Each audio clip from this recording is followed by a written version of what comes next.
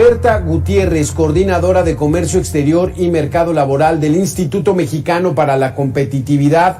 Ana Berta, muy buena tarde, gracias por estar con nosotros. Hola Alberto, gracias a ti por la invitación, un gusto estar aquí.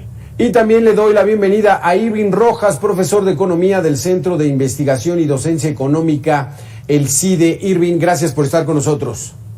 Alberto, buenas tardes. Muchas gracias por la invitación. Primero vamos con Ana. Ana, ¿cuál es la expectativa de la clase media? ¿La clase media es el grueso de la población en nuestro país? ¿La mayoría de las personas son clase media? Sí, en efecto, realmente tenemos una clase media robusta que realmente tiene una expectativa pues complicada para este año que estamos empezando. Por un lado, vimos en 2020, de acuerdo con la ENIC, una disminución en el nivel de ingresos y ahorita estamos entrando al año con la inflación más alta en más de 20 años al cierre de 2021. Entonces, definitivamente enfrentan unos ingresos menores a los deseados y precios que están creciendo, particularmente en temas como el transporte y la vivienda, que son gastos que la clase media pues hace de manera muy importante y que tienen un peso fuerte en su canasta de consumo, ¿no? Entonces realmente esto es importantísimo considerar el nivel de ingresos, la inflación y de manera muy ligada en la recuperación del empleo y la necesidad de tener mayores ingresos laborales. Irving, ¿cuántos millones de mexicanos están incrustados en la clase media en nuestro país? Bueno, de acuerdo al último dato de un estudio que realizó INEGI el año pasado, definieron a la clase media como aquellos que ganaban en promedio 23,000 pesos mensuales.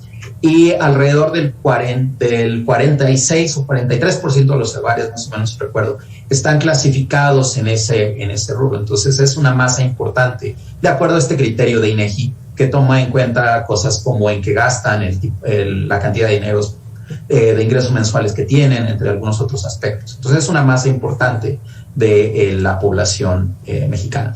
Ana Berta, esta clase media, digamos, cubre de manera tranquila, bueno, no holgada, no con limitantes, pero cubre las principales necesidades de una familia.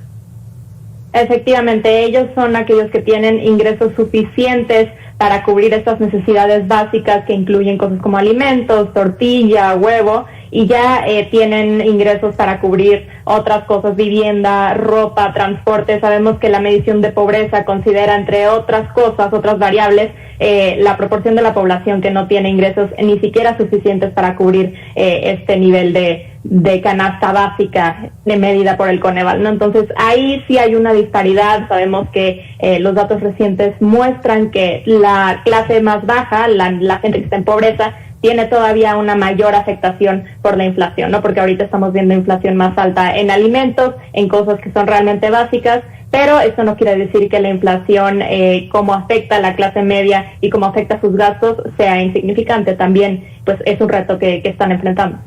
Irving, entonces, la inflación le pega a la clase media, pero puede soportar ese embate del alza de los precios, pero la clase baja es la que más se ve perjudicada. Efectivamente, la inflación no nos afecta a todos por igual. Si bien nosotros vamos a la tienda y compramos la tortilla o un refresco y nos cuesta lo mismo a cualquier persona, independientemente de cuánto gana, la fracción que ese gasto representa de nuestro ingreso es muy distinta. Entonces, para los hogares de clase alta, los hogares con muchos ingresos en México, la inflación tiende a afectar menos, al menos el tipo de inflación que estamos viendo ahora, por ejemplo, que está concentrada en la energía o los alimentos.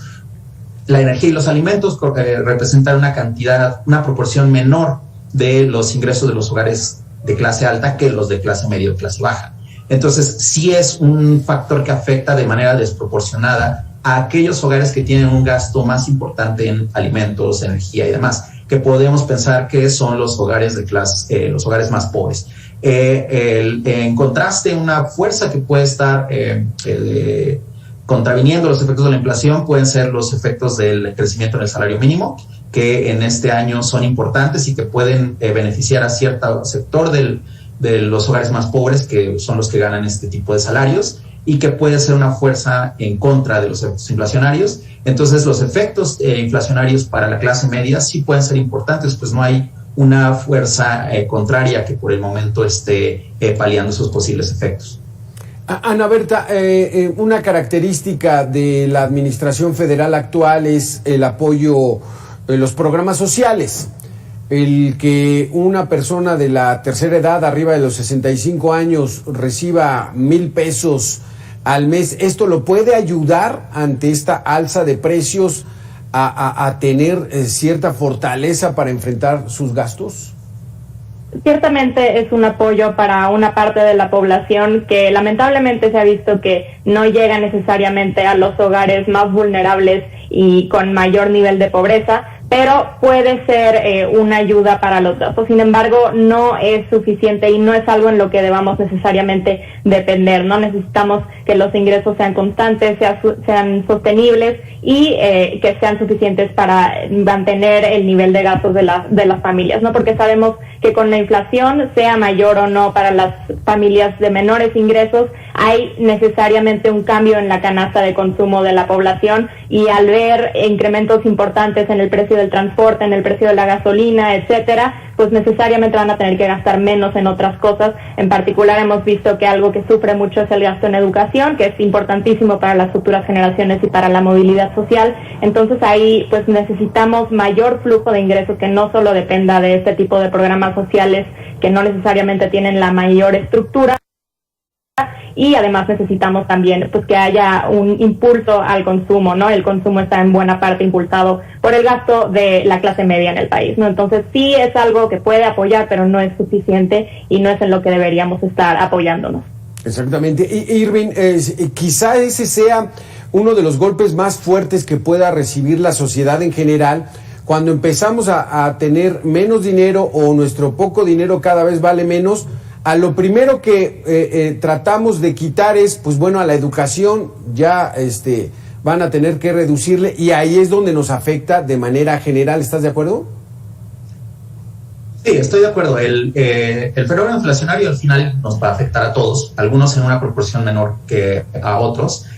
También algo que tenemos que tener en consideración es cuáles son las expectativas sobre qué tanto va a durar este fenómeno inflacionario, que si bien está en niveles altos históricos, la evidencia de los últimos reportes del Banco de México parece mostrar que ya alcanzó su pico, y que sobre todo en el año 2022, hacia mitades del año que estamos comenzando, debería estacionarse en niveles ciertamente por arriba de sus objetivos, pero más bajos y controlados que los que vivimos en la última mitad del año pasado. Ana Berta, ¿crees tú que ya llegamos al techo, que a lo mejor esta cuesta de enero sí dure tan solo en enero?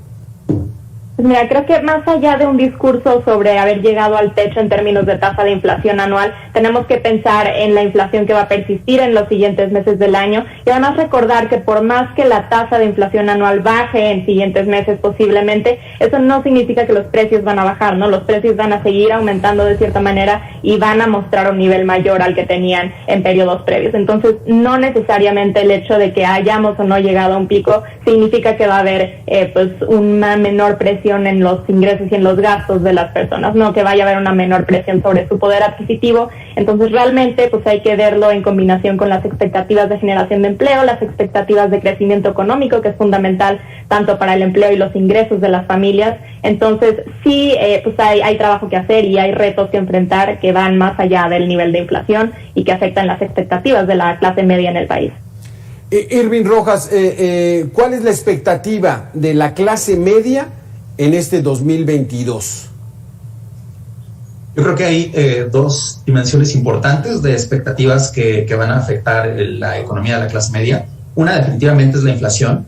Si bien hay algunos factores que parecen haber durado más y que están presionando la inflación a la alza de lo que se esperaba, como los choques en las afectaciones de la cadena de suministro del comercio internacional o de la manufactura, estas deberán de relajarse eventualmente y afectar la inflación hacia abajo, hacia mitad del año o hacia el tercer trimestre. y yo creo que ese va a ser un factor importante que va a afectar no solamente a las expectativas de los hogares, sino también de los inversionistas y de la inversión en proyectos, que afectarán necesariamente también el otro aspecto muy importante, que es el crecimiento del empleo. Si bien durante la segunda mitad del año hubo una recuperación del empleo formal, de hecho las cifras del INS muestran cifras históricas en términos de creación de empleo. El empleo en general, como lo muestran las cifras de la ENOE, de la Encuesta Nacional de Ocupación y Empleo, todavía no llega este indicador a los niveles de prepandemia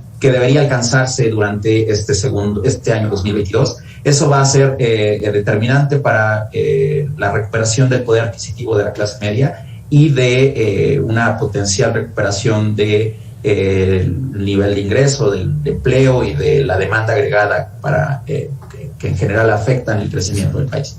Exactamente, entonces la clave es de que haya empleo. Con el empleo es una solución mucho más sólida y fuerte que los programas sociales y que de recibir dinero nada más, porque ya cumplí ya arriba de los 65 años. Pero para ti, Ana Berta, ¿cuál es la expectativa de la clase media en este 2022?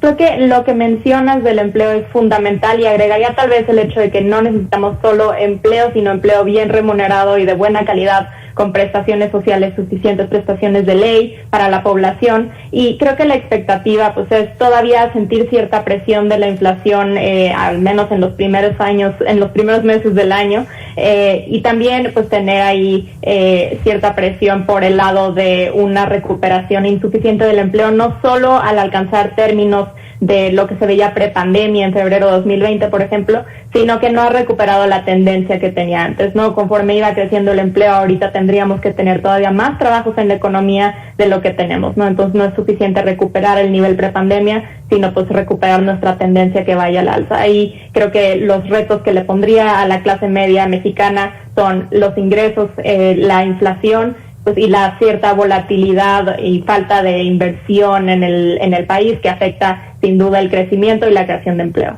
Aquí hay que tener cautela, como dice la Administración Federal, pues no sembrar el miedo, pero sí hay que tener mucha cautela en lo que puede ser el 2022, esperando buenas noticias tanto del exterior como de que aquí se vaya generando también crecimiento económico. Les agradezco muchísimo, Ana Berta, Irving Rojas, por haber estado con nosotros. Gracias, Alberto, por la invitación. Buenas tardes. Gracias, muy buena tarde.